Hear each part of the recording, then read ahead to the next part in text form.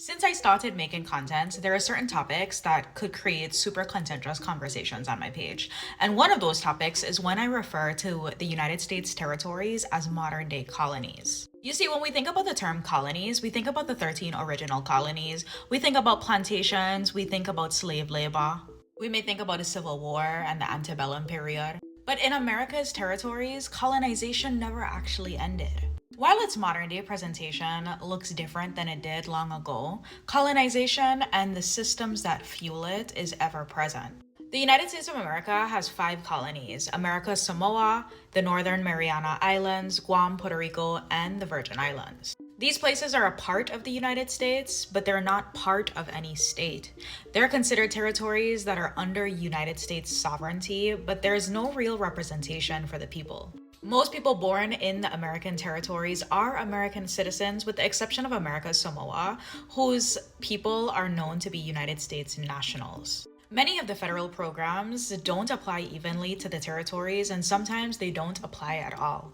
Additionally, the territories don't get voting representation in Congress, and the people in the territories don't get voting rights for presidency. So now let's hone in on the word colony and why so many people, especially people living in the territories, consider themselves to be a part of modern day colonies. A colony is a territory that is politically controlled by another country who's oftentimes there for exploitative reasons, whether they're extracting resources or using that land for strategic value. Now, a key part of the definition is that while these places are being extracted from this host country, the people of those lands are not given full rights. So think about it this way.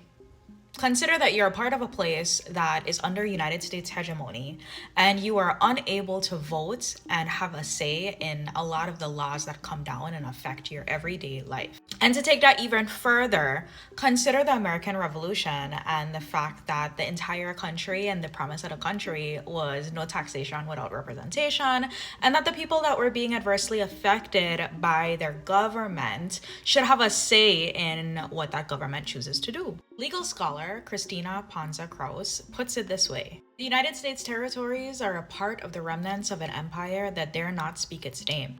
According to the book How to Hide an Empire, the term colony became taboo after the Second World War. After the atomic bomb was dropped on Nagasaki and Hiroshima, people became very critical of empires and how these large-scale empires were navigating world affairs. The United States, in order to clean up its reputation, decided to make a series of decisions that would essentially hide its empirical nature, but not actually deconstruct it.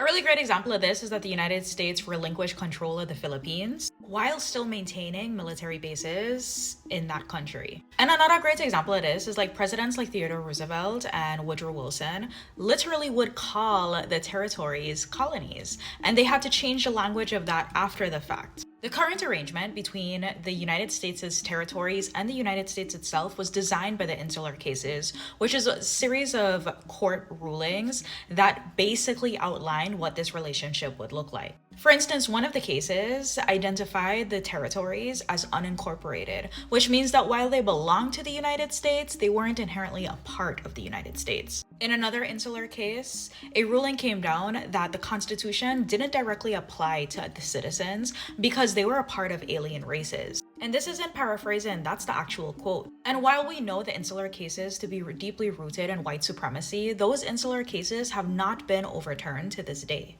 Calling the territories of the United States colonies is not dramatic. It's historically and structurally accurate. In fact, the United Nations still classifies Guam, American Samoa, and the United States Virgin Islands as non-self-governing territories, a term that's exclusively used for colonies that have not observed full self-autonomy. The question isn't whether the United States still has colonies. The question is, why are we pretending it doesn't?